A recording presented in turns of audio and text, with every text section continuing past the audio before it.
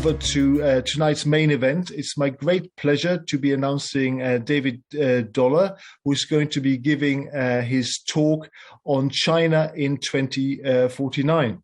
Now, David is the Senior Fellow of Foreign Policy, Global Economy and Development at the John L. Thornton China Center, the Brookings Institution. And he's mostly based in Washington, D.C., but he's actually currently visiting family in Southern California, which is sounds a very nice place to be, especially when we're suffering the winter here in the UK. Now, David is a leading expert on China's economy and US-China economic relations. From 2009 to 2013, David was the US Treasury's economic and financial missionary to China, based in Beijing, facilitating the macroeconomic and financial policy dialogue between the United States and China. Prior to that, prior to joining the Treasury, David worked for 20 years for the World Bank, serving as country director for China and Mongolia, based in Beijing between 2004 and 2009. So really, David has spent the best part of a decade recently in China and working in China. So he has a unique and a very special insight into China from not just an economic, but also political and social perspective. So it is with great pleasure that I hand you over to David Dollar. Thank you, Andreas. Really a great pleasure to be here electronically, and thank you for the kind introduction and for organizing this.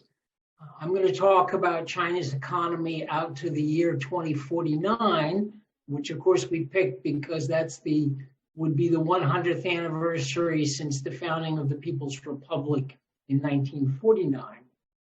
And obviously, China has had a spectacular growth record in recent decades, but its growth is definitely slowing down now. And I'm going to argue that some of the key factors that have led to China's success are now running out of steam.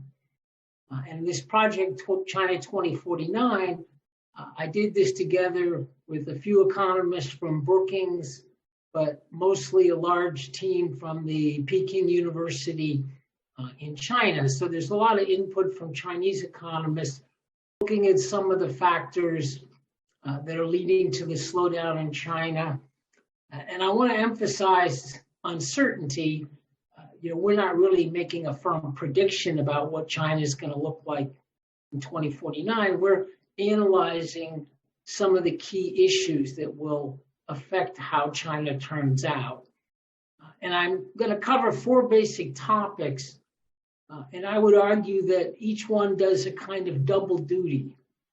So I'm going to emphasize how situation's changing, and as I said, growth factors are running out of steam.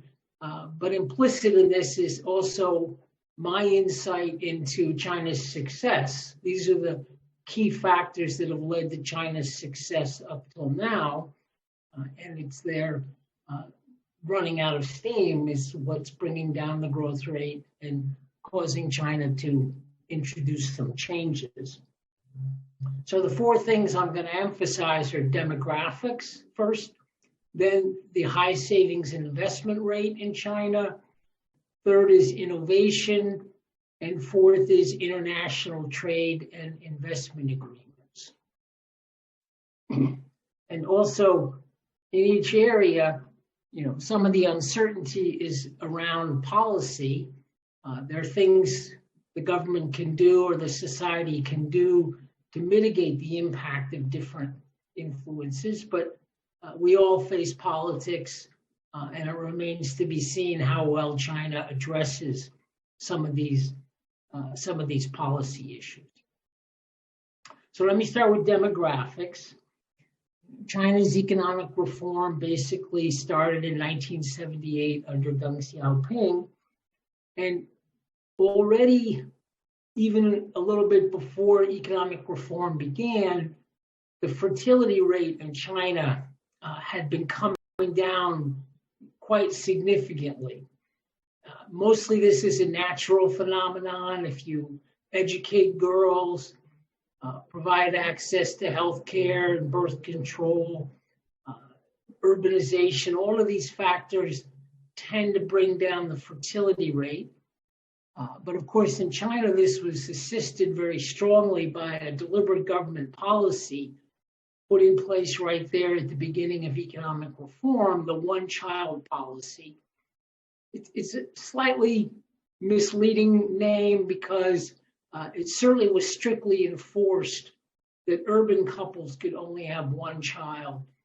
Many rural couples had 2 children, but certainly the overall effect of the policy was to reinforce the tendency, which already existed, for fertility to come down. And so what this did at the beginning of economic reform is it created a very powerful demographic dividend. So I think this is an issue where you can just think about it intuitively. You have a certain population, and if the share of young people in the population is declining, and frankly, there weren't a lot of old people, life expectancy was not particularly long at the period we're talking about. So more and more of the population was of working age, or you could flip that around and measure what we call the dependency ratio, the ratio between workers on the one hand and either children or old people on the other. That was moving in a favorable direction. More and more of the population was of working age and actually going into the workforce. And so that results in a period where your labor force is growing faster than your population. And that's one of the foundations of economic growth in China.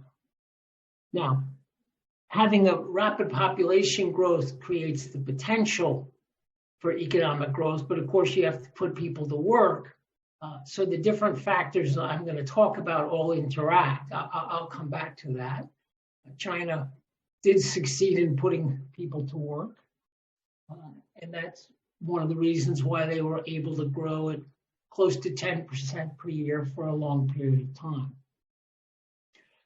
Another aspect of demographics, as I define it, was also a very significant rural-urban migration. At the beginning of economic reform, China was a very rural population, 80% rural, 20% urban. That was a very low urbanization level. And in addition, China had borrowed from the Soviet Union a very, I would call, draconian household registration system. So you're registered more or less in the place you were born. And most important distinction is you have either a rural so-called hukou registration or you have an urban hukou registration. And that has a big effect on all kinds of things during the rest of your life.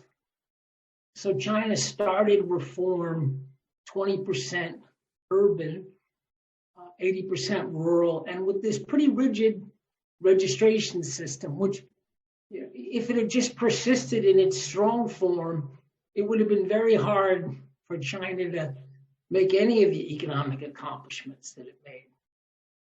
But the leadership in many, many different ways has shown its pragmatism. And so they came up with what I view as a compromise. So rural registered, able-bodied men and women were able to move to cities, and they could stay in the city as long as they had a job.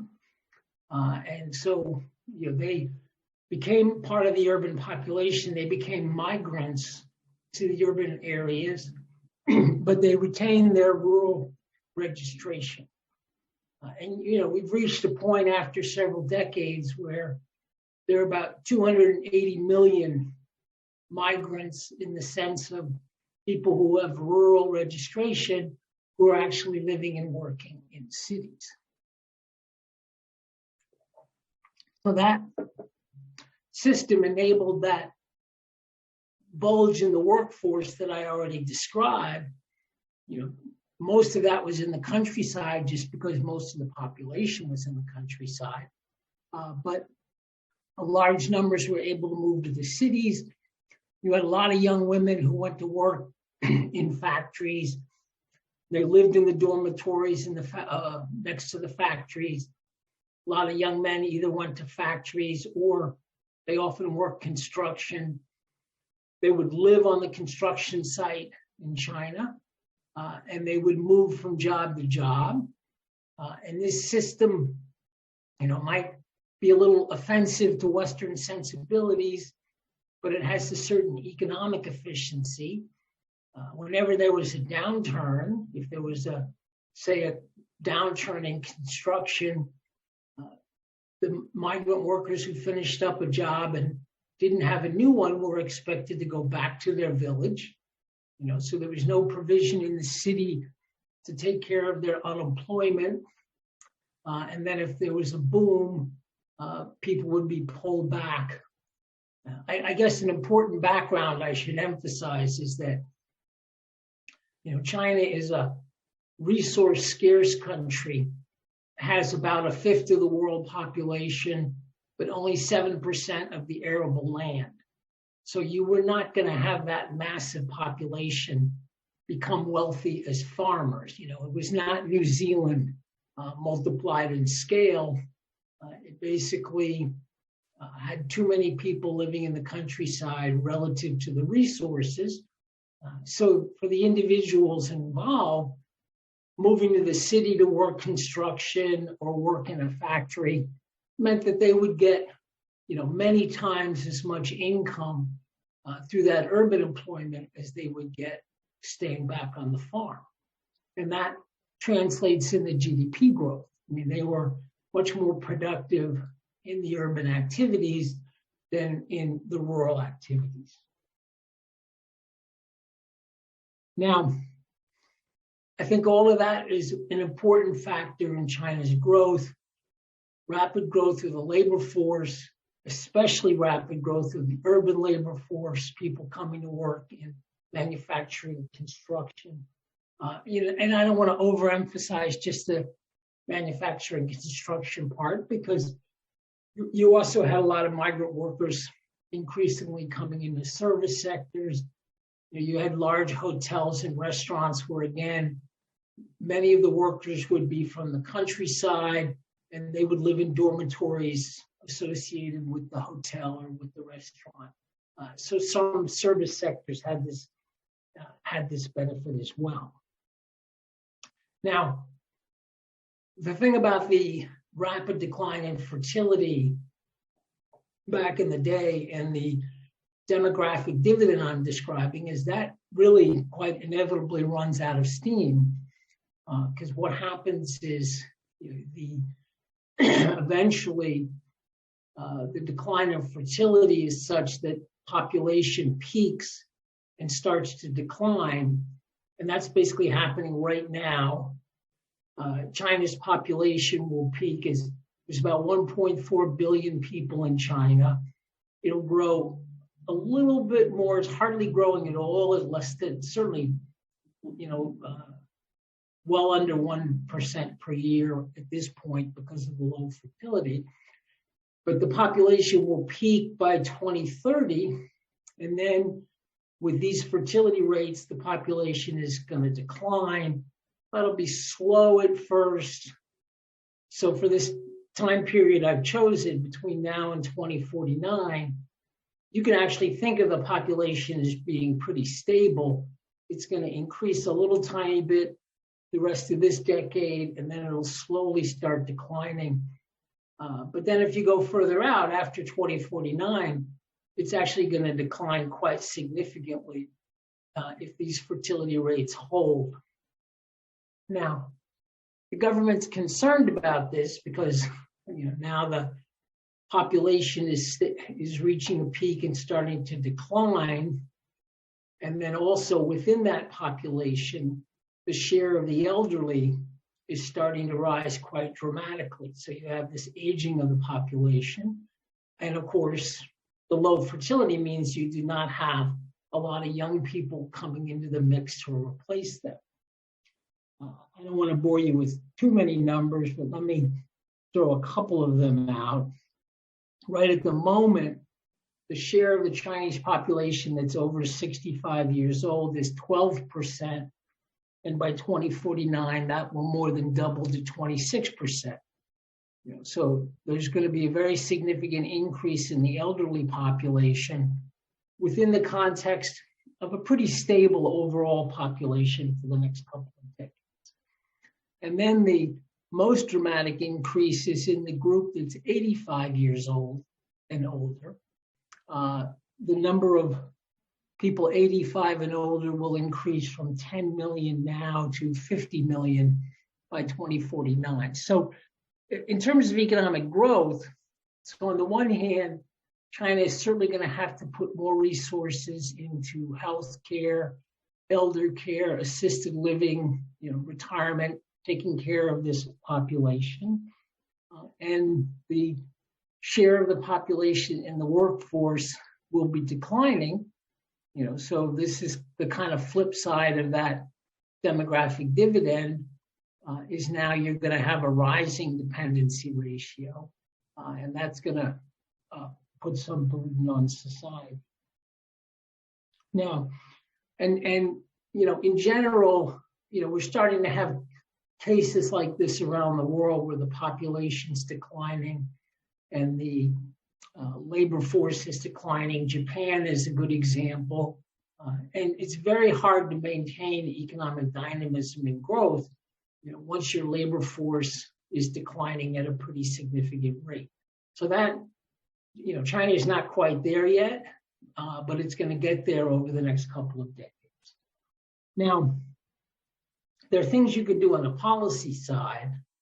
So first, Chinese government did finally and sensibly get rid of the one-child policy, started allowing 2 children, and then quickly, allow at least 3. And I think in practice, there's no real restrictions on families having more children. But what's happened, that's occurred a couple years ago. But what's happening is we don't actually see any positive response in fertility. The most recent data shows the lowest fertility ever recorded for China. And I think what's happening there is, there are always factors other than the one-child policy, the society getting richer, more urban, women getting educated, going into the labor force. So having large numbers of children is really not attractive. It's also very expensive to educate and house children in China, so that's a factor. So I don't think there's much chance that government policy can significantly change the fertility rate. So I do think these demographics I'm describing, this is pretty much cooked into the equation for China. But in terms of policy, there's still important issues about how you're going to take care of the elderly population.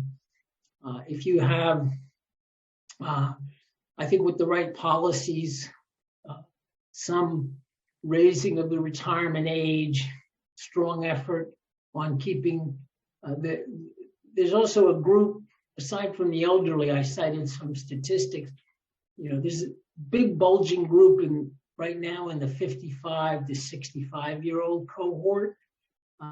And that's a group where labor force participation all over the world varies a lot for that 55 to 65-year-old group. So if people are healthy, if the retirement age and the pension system is appropriate, you can keep people working. People want to work up through 65. That's going to make a difference. On the other hand, if a lot of people are not that well and drop out of the labor force, then of course that's just going to exacerbate the implications of these kind of demographics. So I think what China's doing with the social spending in these areas, retirement, plus also, over time, the hukou registration system I described is slowly being dismantled, but it's still pretty powerful in the most productive cities like Beijing and Shanghai. So I think really eliminating the hukou system and making it possible for the rural population, remaining rural population that wants to move to cities to do so, I think that would be quite important. At this point, if you actually look at the people living in cities, including migrants, you're now looking at 63% of the population. About 40% of the population has the urban registration.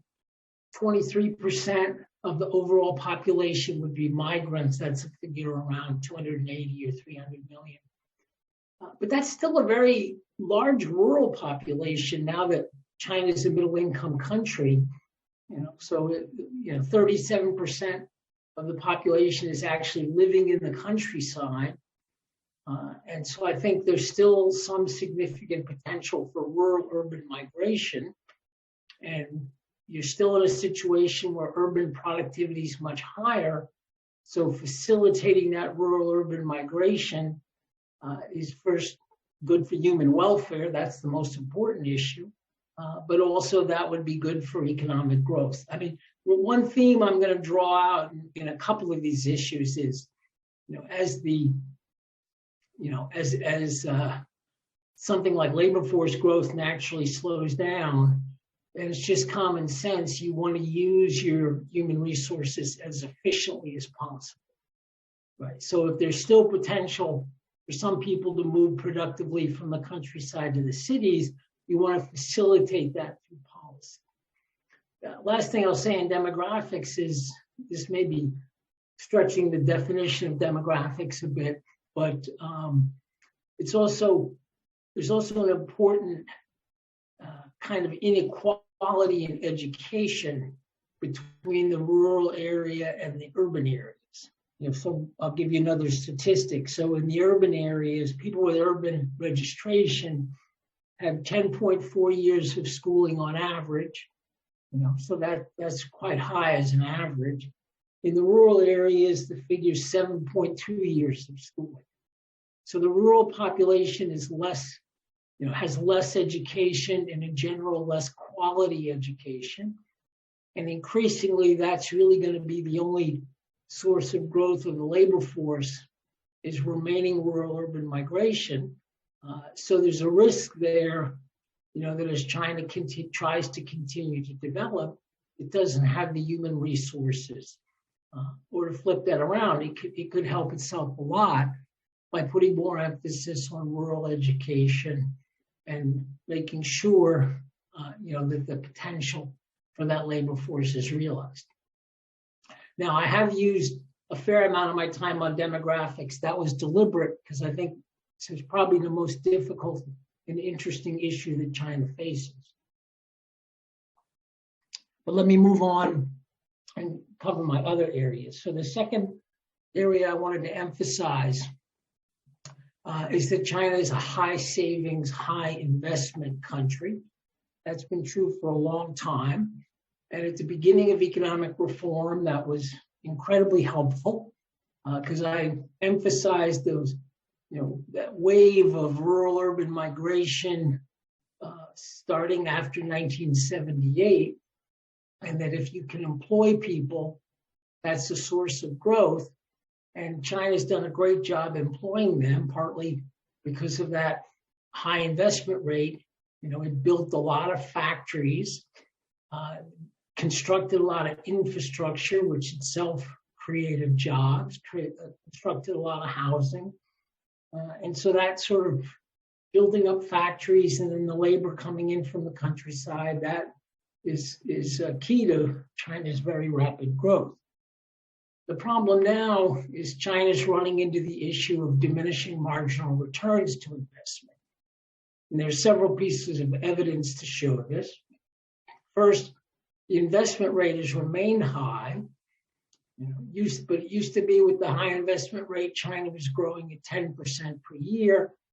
Now, with a similarly high investment rate, it's slowed down to something more like, in the 5 to 6% range. And that's evidence that the more recent investments are just not producing the same kind of growth return. And then also, a lot of that investment is financed by credit. Chinese households save a lot. They put their money in the bank. Banks lend that money out to productive activities. And for a long time, particularly during China's export boom, you had rapid growth of credit, but you also had rapid growth of GDP. And so the ratio between the overall debt in the economy and GDP was pretty stable. That's what we call the overall leverage ratio. For a long time in China was around 100%. And now what's happened in the last decade or so is the credit growth has continued at a very high rate, but GDP growth has slowed down significantly. So now we see debt to GDP rising, and it's gone up by more than 100 percentage points of GDP. And I don't think there's any simple rule about what's the line you cross and put yourself at risk of a financial crisis. But in general, as that leverage ratio gets up very high, you are more at risk of some kind of financial crisis. Now, the couple other things I would say about the high savings, high investment is that for a long time, that was divided fairly evenly among constructing factories, building infrastructure, and investing in housing, real estate. And then in the last decade, that real estate share has grown bigger and bigger, till it's about 30%. And that's frankly a warning sign. We've seen this before the global financial crisis in the US and countries like Spain. We saw a big run up in the share of investment that was concentrated on real estate. And if it gets to be too big, the problem is that can work for a while because demand for real estate is a mix of the housing people actually want to live in, plus there's always a speculative element. And if that speculative element gets too large, then eventually, that creates a bubble that eventually bursts. That's what we've seen in countries like the US and Spain, or in an earlier time period, we saw that in Thailand or Japan for that matter. So I think China is at risk of generating this kind of real estate bubble. Prices in the flagship cities are about 40 times income. If you look at the ratio of average housing price to average salary, that's a figure that's now about 40-1 in Shanghai or Beijing. And that's a sign that most people can't afford the housing. And again, that can last for a little while because of speculation, but it's eventually going to burst. And that may be happening now. You've probably seen the stories. Well, I guess I left important transition here is the Chinese authorities are aware of these issues. And so they've tried to tighten up the financing regulations for real estate. And that's precipitated a number of private developers like Evergrande not being able to meet their obligations. And so Evergrande and other property developers are defaulting on various both international and domestic loans. So the larger issue there is that it's hard to sustain the kind of investment rate China has had because you just kind of run out of good investment opportunities. So if you keep investing at the very high rate, you don't get as much return. And I did emphasize the real estate side of that, but another important element is there's a big part of investment in China is local governments investing in infrastructure, and they borrow for that. And so part of the leverage problem in China is local government debts going up.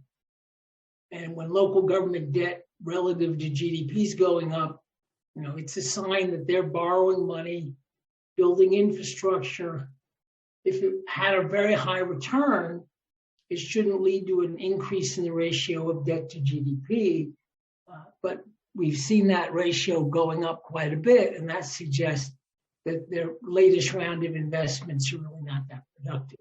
You do the first leg of the high-speed rail from Beijing to Shanghai, that's very productive. You start extending high-speed rail all over the country, and you build a lot of lines that actually have, very little economic return, because high-speed rail is expensive and it's not economic to send it all over the country. So I think that's the second important issue that China faces. And in terms of policy, it has some similarity to the demographic issue in the sense that the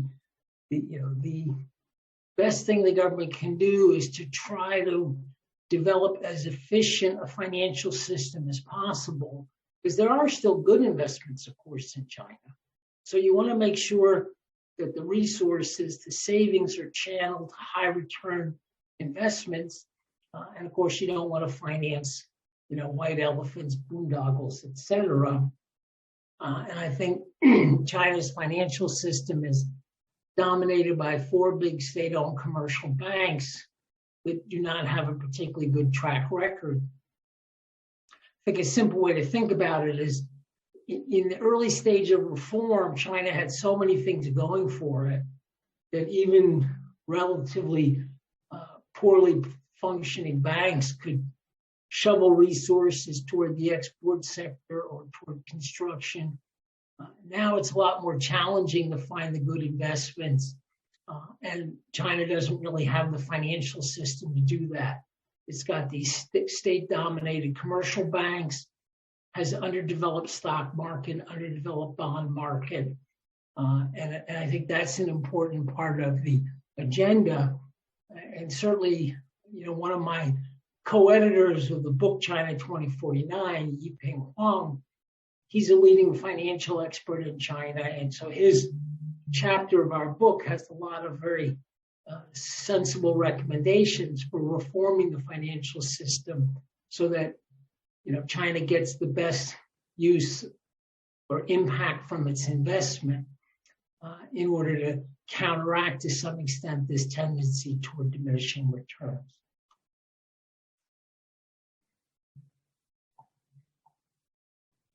The third issue I want to take up is innovation.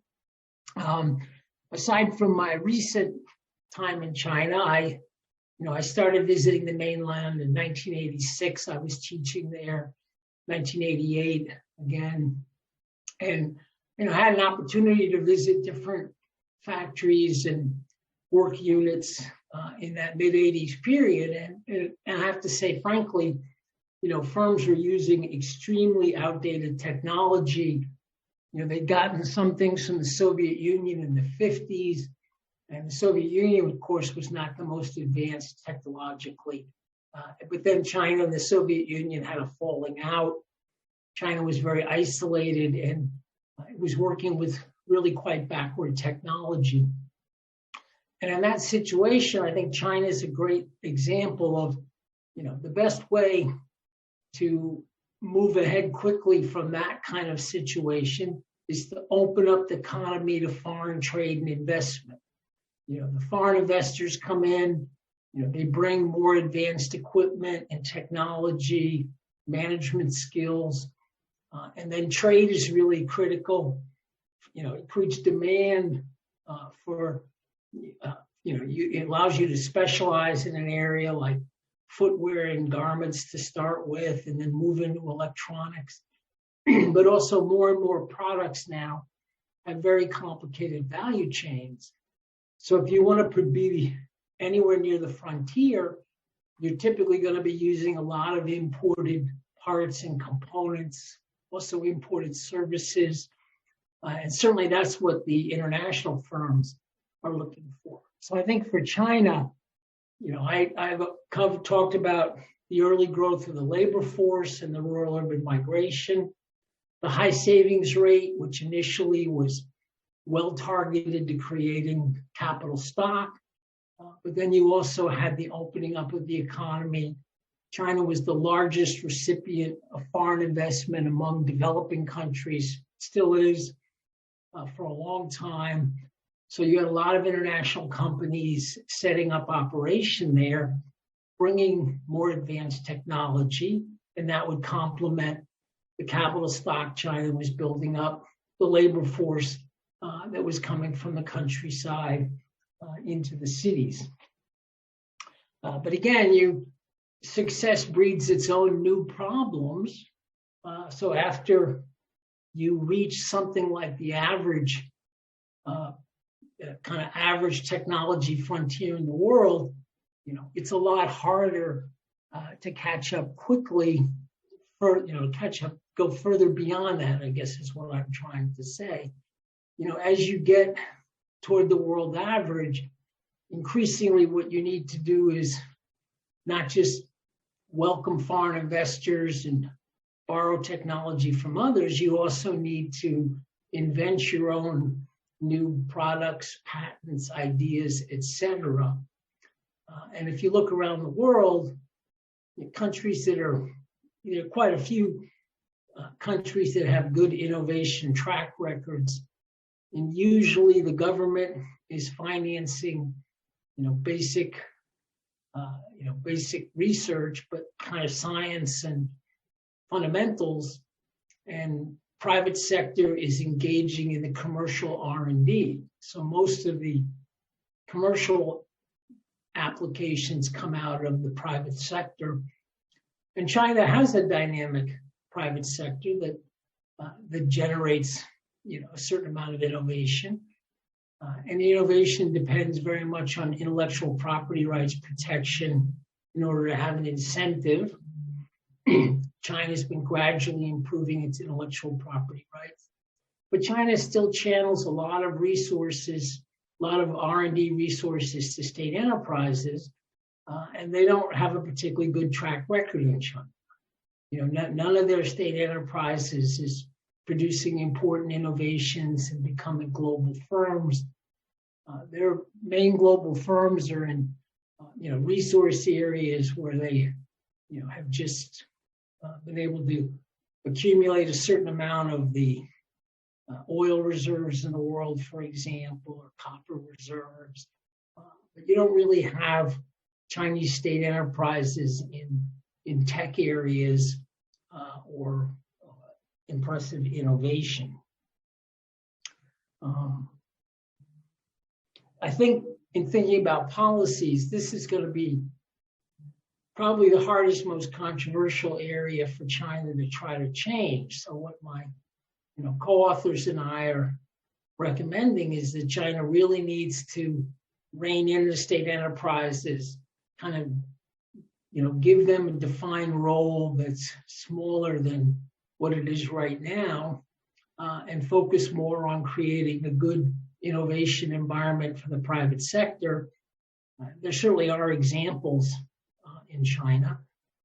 Unfortunately, some of their most successful private firms have really, undergone some regulatory crackdown in the recent period. So China has some very innovative private firms like Alibaba, Tencent, some firms in the firms like Xiaomi in the the hardware area. And China has a pretty good track record of generating patents from its private sector. So these ideas are not impossible. But as I said, the state enterprises, especially under President Xi Jinping, it seems that the state enterprises have been getting more and more favoritism and getting more and more of the resources. And if you look overall, China is spending almost 3% of GDP on R&D, which is, impressive by global standards. And of course, they're the second biggest economy in the world. So that's a lot of resources. They're not actually generating a large quantity of new innovations as a result of that. So, there's something to support the argument that they really need to shift some of those innovation policies in order to get more results. I'm almost used up the time I wanted to use, so let me just briefly take my fourth issue, which is pretty straightforward because it's already been covered a little bit. My fourth issue is what I call openness to foreign trade and investment. There's a very powerful tendency among open economies toward what we call convergence, meaning that the more backward economy, certainly like China back in 1978, if it's part of an integrated global economy, the more backward area grows faster and tends to catch up. May not completely catch up, but it heads in the right direction. And foreign trade, openness to foreign trade, foreign investment, these are critical to get this kind of convergence. And, China has been a great example of this whole process. But I think what's happening more recently in China's trade policy, it's quite contradictory. So one of the slogans in China is dual circulation. It's actually hard for an economist to put a very exact meaning on this, but it certainly seems to include the idea that China should become more self-reliant in a way, which it's almost by definition means less open. They're obviously protecting certain domestic industries and putting more emphasis on relying on domestic technology. Actually, the COVID vaccines are a good example of this. The two big Chinese vaccine companies have produced COVID vaccines based on the old technology, and apparently they're not very effective against the Omicron variant. But China has not licensed is the wrong word, sorry. China has not given regulatory approval to any of the mRNA vaccines that have been developed in the West. So they're protecting their domestic vaccine industry, but they haven't produced anything very effective. And so obviously in terms of the objective of controlling COVID, they're basically hurting themselves. So you've got some disturbing tendencies toward, protecting domestic innovation, trying to rely more on domestic innovation, which, actually has not produced impressive results up till now. But then set against that, you've also got the fact that China is very actively involved in new trade agreements. It's part of this RCEP agreement, Regional Comprehensive Economic Partnership, which is the largest free trade agreement in the world with ASEAN 10 countries, plus China, Japan, South Korea, Australia, New Zealand. And now China's applied to join the Trans-Pacific Partnership, which is a very ambitious trade agreement. And under the current rules, they'd have to change some of their innovation policies and protection and data policies. So I feel like there's kind of a struggle going on within China over, they've had these obvious benefits from being integrated into the global economy, and you've got lots of middle-class people and businesses and technocrats who want to continue in that direction. But then there's this more political, frankly, protectionist strand going the other way, and that leads to some contradiction in policy. But whether that gets resolved primarily toward openness or whether it gets resolved primarily toward domestic protection and isolationism, that's going to have a very big effect. And then I didn't want to go into a lot of detail on U.S.-China trade war. I'm happy to talk about that in Q&A if people are interested. But in the U.S., there's talk of decoupling from China. And if the U.S. pursues that seriously, that's certainly going to hurt global growth, China's growth, U.S. growth. But I guess, so I think that's actually quite a serious issue, what happens there. So just to wrap up, in thinking about why China's done so well Up till now, they had the demographic dividend and the rural-urban migration, a high savings rate, building up capital stock, a lot of that very productive initially. You had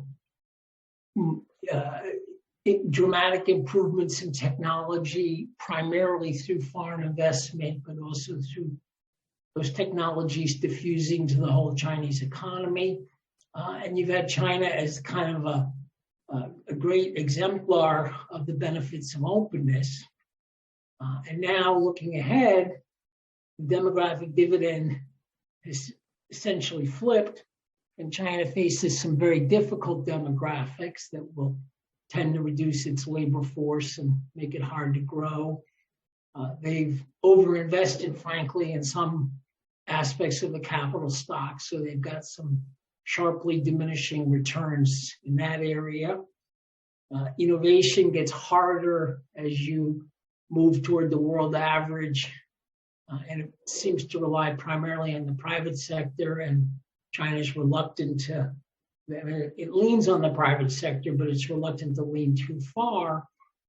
And then I think the whole openness of the world economy is somewhat at threat, given these tendencies in the US and China, each in its own way, the tendency toward decoupling, which makes it much harder to grow economically and to advance technologically. So, Andreas, I'm going to stop there and look forward to a lively Q&A. I spoke about economics primarily, but I'm happy to answer questions about politics or other issues. Thank you. David, thank you very much indeed. That was a very, very expansive and interesting talk about China, its past and also its potential future.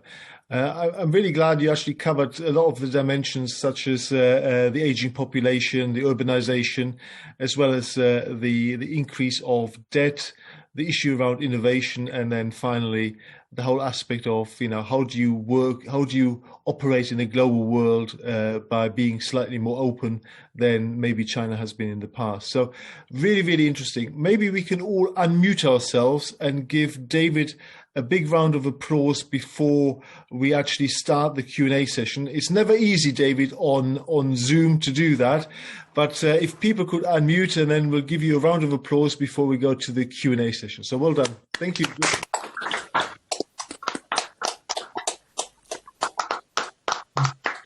They asked to clap. It's very good. Peter, we hear what you say. So we're now coming to the Q&A session, and I've got quite a few in the chat room, but if anybody wants to unmute and ask a question, then please feel free before I go to the chat room. Anybody who wants to ask a question? Chris, you're unmuted and you've got your video on. Do you want to ask a question? Sorry, you're not, we can't hear you, Chris, unfortunately. No, we can't hear you. It must be something to do with your microphone, I think. Penny, maybe we go over to you. You're also unmuted. We'll go with you. Good evening. I had a very interesting talk. Thank you very much indeed. My question is, you came at the very beginning of your talk, and you were talking about China's very large population as a proportion of global population, and China's agricultural production, which is a very small part of global agricultural production. Approximately what proportion of the average Chinese worker's income is spent on food? That's the first part of my question. And how is that changing over time? Okay, thank you. Great question. So in China's consumer price index food basket, food makes up about a third of the basket, but frankly, that seems a little outdated to me. I think that's probably relevant from 10 plus years ago, and now people are buying lots of different types of services, and of course they're spending a lot of money on housing, et cetera. But somewhere in that sort of 20 to 30% range. Thank you. Penny, are you also going to answer your second part of the question about food importers?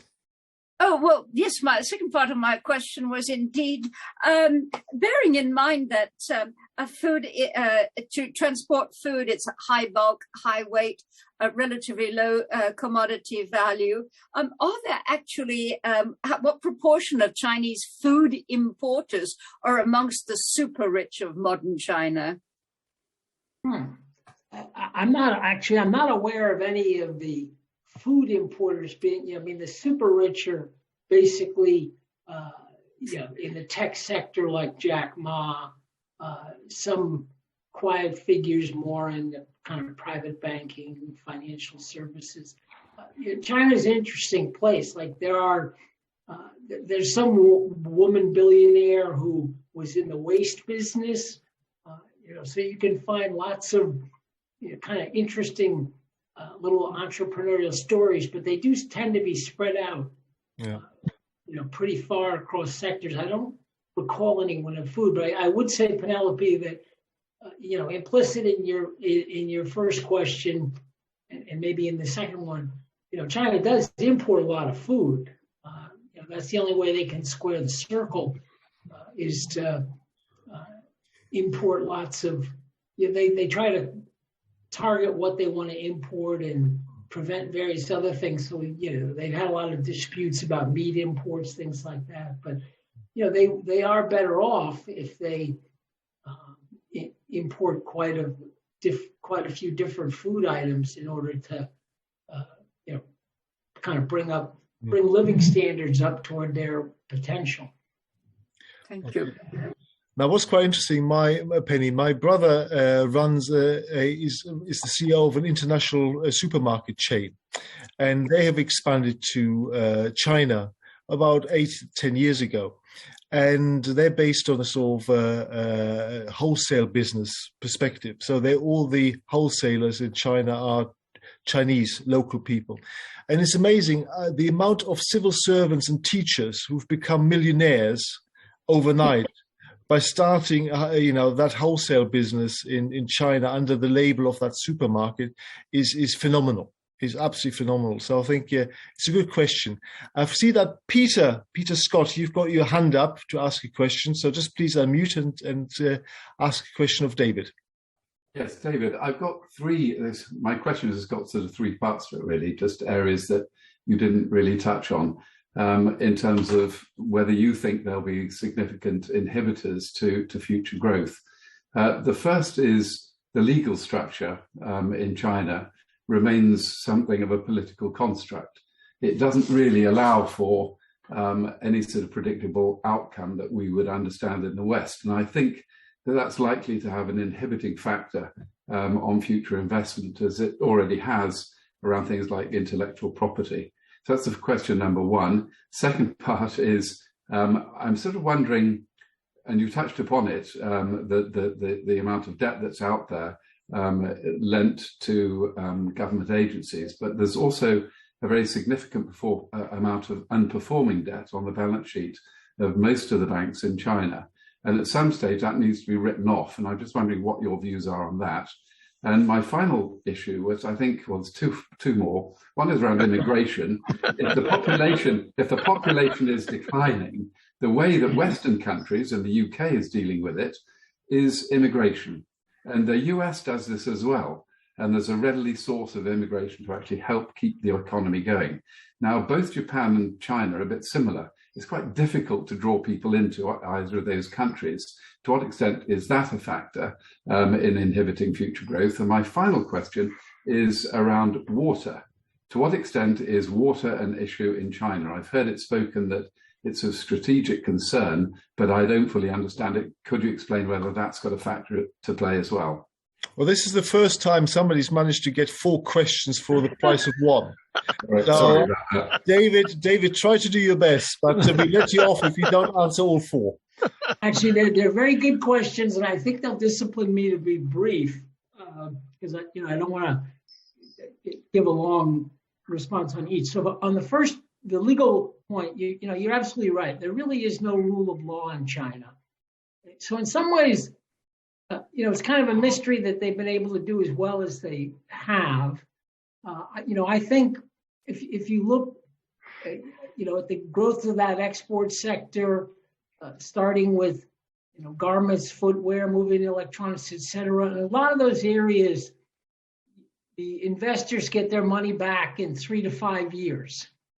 So one way to think about an environment with poor rule of law is, you're reluctant to invest in things that are going to pay off over 30 years because you don't have any confidence that over 30 years you won't be expropriated or have some crazy new regulation put in place. So that, their legal system was adequate to support, that kind of export drive, but it's not necessarily going to support innovation, which has a much longer payoff. Yeah. Second, on NPLs, that's absolutely another way of getting at this issue of diminishing returns.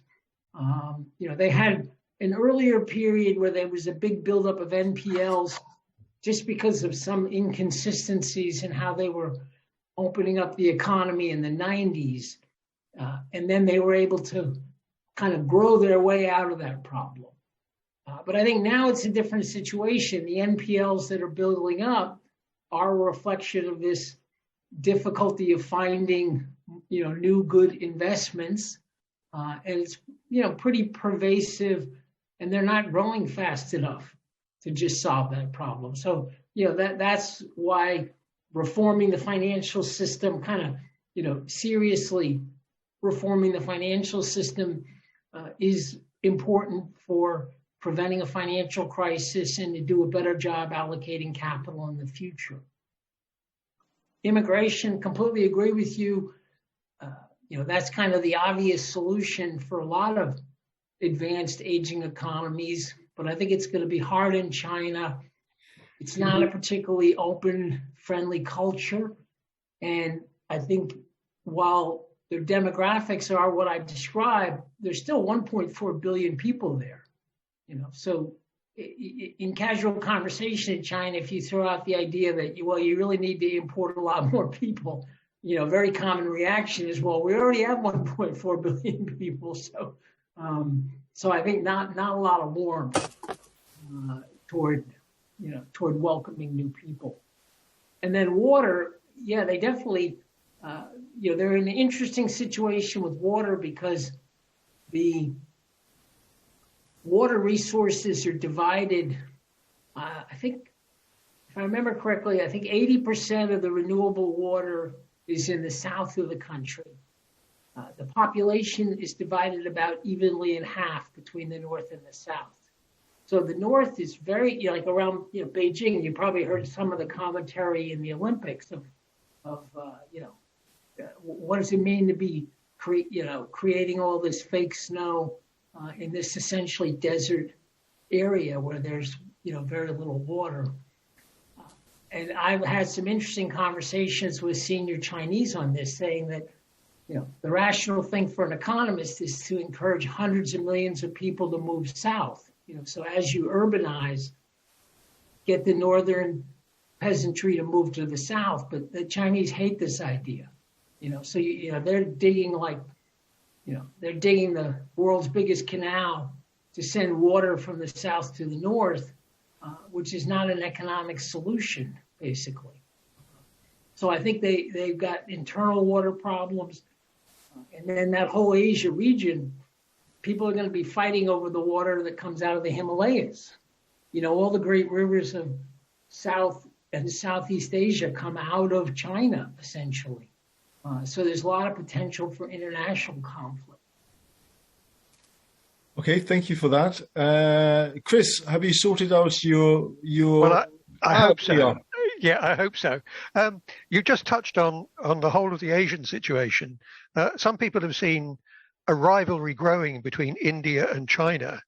Do you have any comment on that? Well, I find it fascinating. Of course, they're of similar population size, so it's kind of natural to compare. In 1990, they had almost identical real per capita GDP, to the best we can measure it. And then, since then, China has left India in the dust. So, over long periods of time, I suppose that could reverse. I would love to see India kind of seriously reform and open up. But I think of India as actually being significantly less open than China, and less scope for private initiative. So I would love to see India, seriously reform, and then over many decades it could become something of a counterweight to China in Asia. But for the moment, China is just enormously. I forgot the exact number. I apologize, but China is now 80% the size of the U.S. economy, and if you think of the issues I discussed, the most likely outcome is China will do some of these reforms, but not all of them. They're not going to get an A+. That's probably good enough for them to emerge as the biggest economy in the world within about 10 years. And I think India is far away from that. That's actually, I have a question now, David, based on the India and China sort of difference.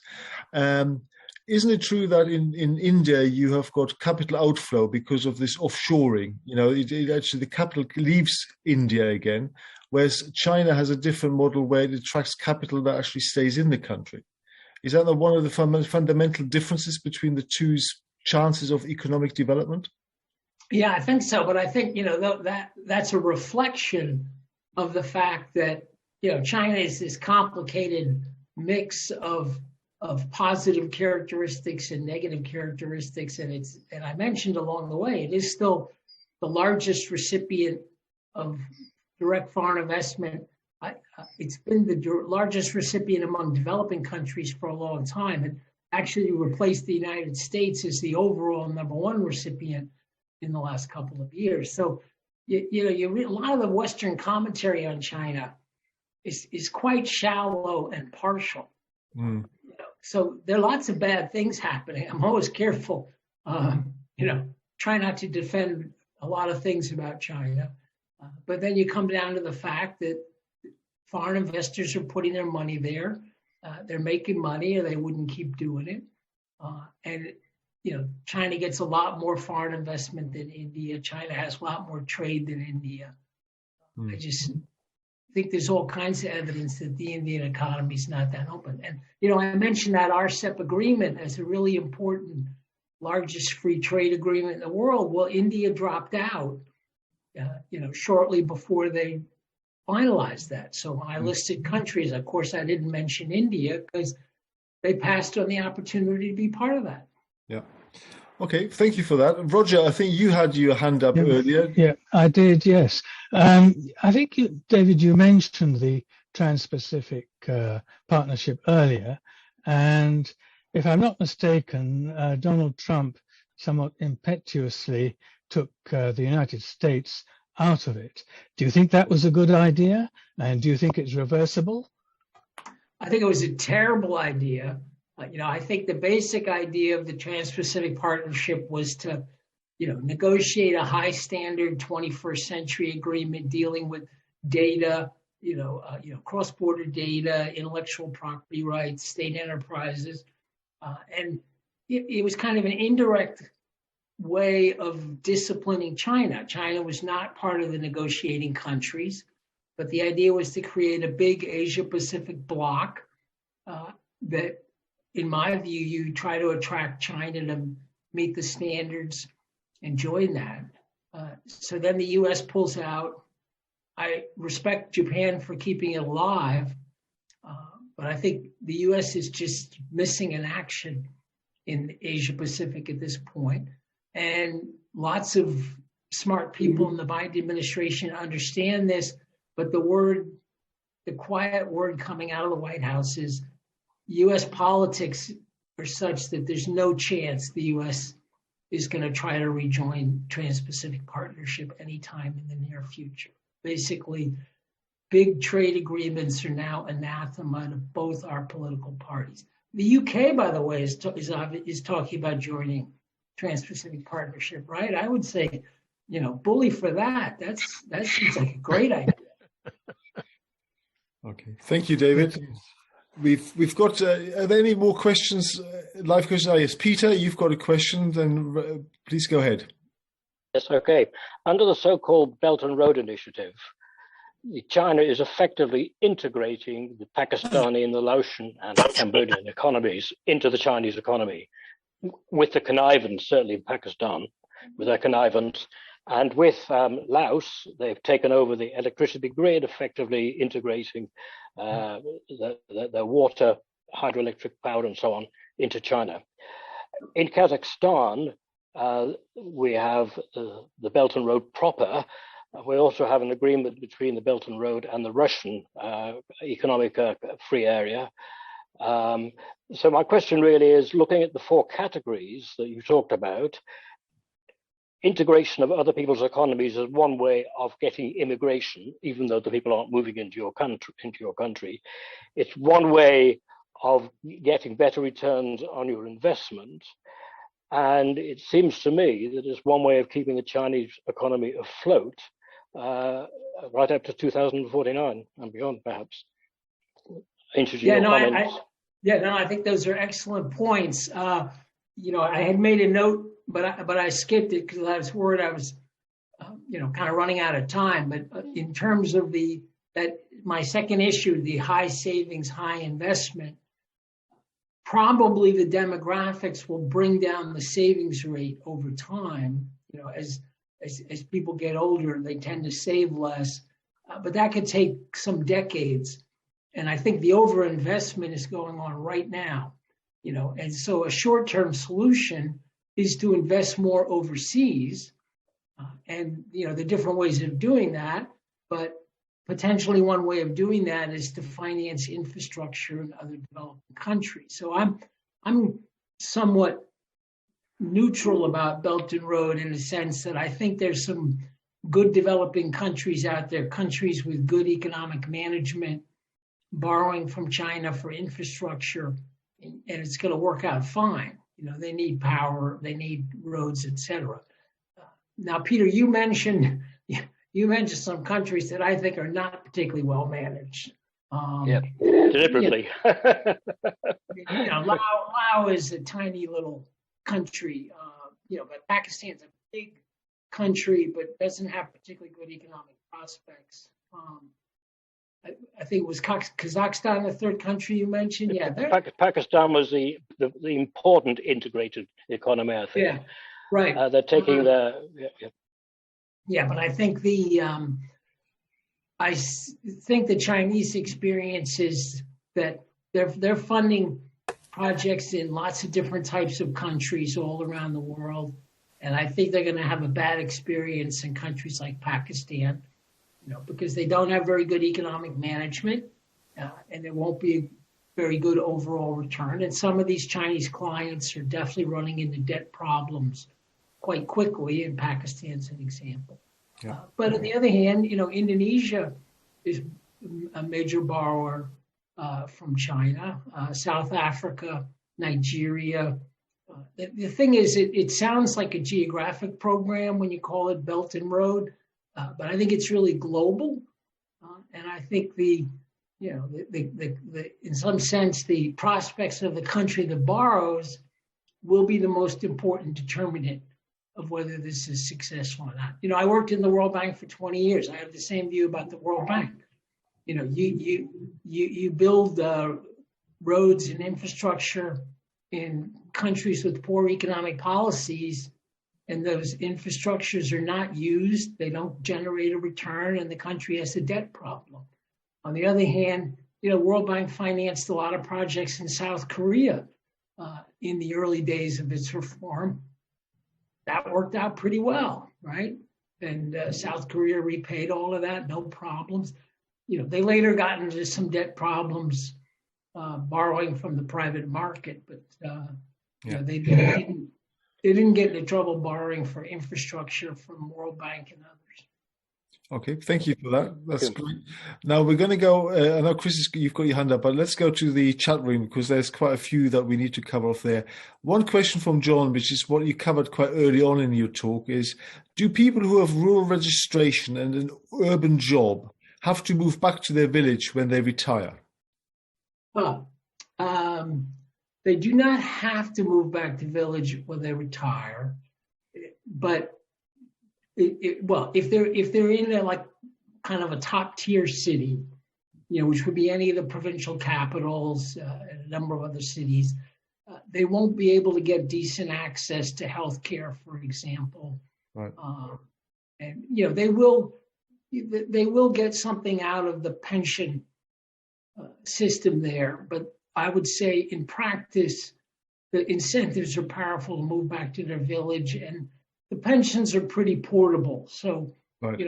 That works out okay. But healthcare is obviously a critical issue, and it's hard to get access to the top tier healthcare cities. Okay, thank you for that. Another question comes in the chat room. How does the leverage rate in China compare with that in the US, UK, and India, for example? Okay. I'm sorry I didn't check those numbers right before I came, but I think the US and China are quite similar at this point. I think maybe China is more leveraged than the United States. China's getting up toward 300% of GDP. Japan is higher than that. I'm afraid I don't know India, but it's almost certainly well below the Chinese, partly because, these numbers tend to rise with development. Yeah. Like more developed country can get away with being more leveraged. So I doubt India is very highly leveraged. I suppose the global debt ratio is about 350%, isn't it? Wasn't that the sort of latest announcement from a while ago? So I honestly don't recall, but that sounds possible. You have to remember, for a global statistic, it'll be dominated by big economies like Japan, China, the United States. Right? Yeah. It's not an average across 150 countries. No. An aggregation for the whole world. Yeah. Okay. Another question from Trevor this time. Is there a danger that we judge China's performance through Western eyes and by Western standards? Let's see. I don't know. I don't think I've ever been asked this question before. I think if we were talking about human rights issues, this would be kind of an interesting question. Personally, I kind of like the idea of universal values, universal human rights. I think, people everywhere do not want to be oppressed. But in the economic realm,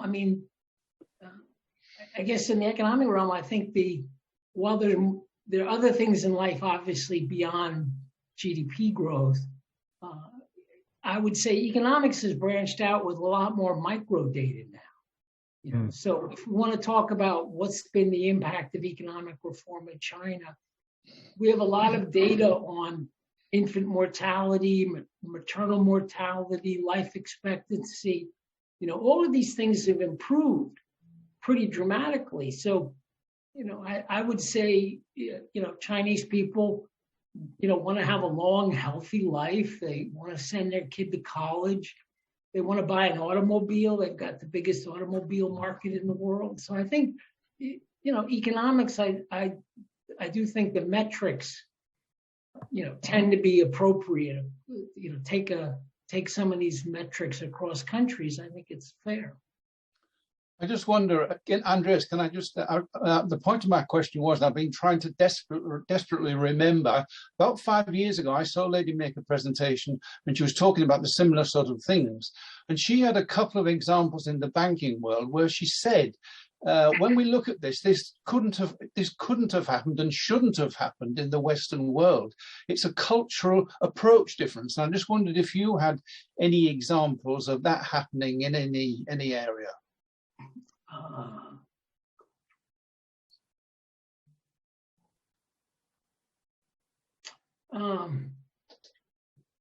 Sounds like Chinese. It's okay. It's okay to say no, David. It's fine. Say no. Yeah, I guess I don't think I have anything clever to say in response to that. I sort of take the point. My reaction, Trevor, listening to that is that among economists who follow China, especially Western economists like myself, there is a lot of debate because China is this complicated mess. We started with a good question about, they don't really have an independent legal system, rule of law. They're clearly very different from the British economy. So what we argue about is China successful because of those differences, or is China successful in spite of those? Yeah. And I tend to come down on the in spite of. I think of it historically in a sense that, they used to have all of these controls and distortions up through 1978, and they did very poorly. They generated a huge poor population, but they didn't generate economic progress. And then they started dismantling a lot of the controls and regulations, allowing the private sector foreign investment, and they took off. Yeah. So for me, that's pretty persuasive. But I understand I understand the argument that, well, if you just kind of parachute into China, it doesn't look like the British economy. No, that's for sure. That's for sure. Right, we've got quite a few questions still in the chat room, so I'm going to read some of them out, and hopefully we get through most of those. We've got to finish by 9 o'clock, so we've got 10 minutes. Is China better placed than others to exploit AI, artificial intelligence opportunities? Okay, great question. In general, I think China's at a disadvantage by not having stronger intellectual property rights protection, more focus on the private sector. But there may be some specific technologies where their unique mix works. And so it is possible that AI, because it's such an enormous country with so much data, and now they're going to have this central bank digital currency, which will be a basis for generating just vast amounts of data on economic behavior. There may be some specific technologies where their mix works well. Yeah. Okay. All right. Ben asked the question, how does China's investment strategy in Africa fit in with their demographic problems? Does it see a benefit in youthfulness of that population? Yes. And I think initially, China's been involved in Africa a long time, and it's evolved over time. As the Belt and Road was heating up more than 10 years ago, I would say initially there were quite a few Chinese construction workers in Africa. And, this is an issue that's come up. But I think that's really changed over the last decade. I've visited projects in, a number of countries like Uganda. All the construction workers are local, which makes sense. Given China's demographics, it doesn't make any sense to send construction workers from China to Africa. And the Chinese are very aware of the youth population in Africa. And I've heard, Chinese officials talking there about Africa similar to China back in 1978. It's about to enter that phase I described where your fertility rate's coming down and you get this demographic dividend. So I think the Chinese they think of Africa as an opportunity, and Africans appreciate that, the ones I know, where they think the West tends to look at Africa as a basket case that needs help. The Chinese look at it as an investment opportunity, and that's actually kind of welcome. Yeah. Okay. Thank you for that. And then there's another question in the chat room, and you probably need to get your crystal ball out for this one. China has huge income inequality at present. Will it choose to boost its GDP growth by policies that will increase equality or decrease equality? So I think that despite the rhetoric, I don't think the leadership is doing much. China has very little redistribution through their tax and spending, and just some of the things I mentioned. They really do need to collect more taxes from the whole economy, and most of that will come from the urban area. And then they need to spend a lot of that on, say, rural education, rural health. But I think politically, they have their politics too. I think politically that's difficult to achieve. I think the good news is, regardless of policy, there probably are some factors that are going to lead to inequality coming down in China. Right. One aspect of these demographics is that wages for ordinary workers have been going up quite rapidly, and I think that's quite positive. And semi-skilled labor will be increasingly scarce in China, and those fundamental economics tend to be more powerful than government policy. Okay, thank you for that. So I've finished in the chat room. Is there anybody who wants to ask a final question before we wrap things up? Chris has got his hand up first. So Chris, you're getting a second bite at the cherry. Thank you for that. This is a hand grenade question with 2 minutes to go. David, what do you think the political impacts of all of this might be? I think economics is hard to predict and politics is impossible. That's true. That's probably true in all of our countries. Brilliant response. Thank you. There you go. Well, listen, before I share with you what's coming up next month, maybe we can all unmute once again and give David another round of applause. It's happening in the chat room already, but let's give him a good round of applause. Well done, David.